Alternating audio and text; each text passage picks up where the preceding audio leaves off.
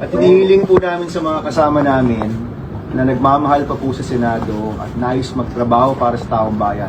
Pumasok po bukas, magkita-kita tayo dito, pwedeng pagdebatihan kahit anong bagay, pwede pong pag-usapan kahit anong bagay. Dito po kami magdiskusyonan dahil nandito po tayo para magtrabaho. At hinihikayat po namin lahat ng kasama namin na nagmamahal pa dito po sa Senado, pumasok tayo bukas, magtrabaho tayo para sa taong bayan. Sir, kung hindi sila pupunta, sir. Hinahabol ko si Alan Peter Cayetano. Kung matapang ka, pumunta ka rito bukas. Otherwise, tuwag ka. Sir, if they will still not show up tomorrow, mag-a-adjourn without settling anything? Tingnan natin. Tingnan natin. That's why we're appealing to our colleagues, mga kasama natin. Nagampanan natin yung ating trabaho kasi binabayaran tayo ng taong bayan.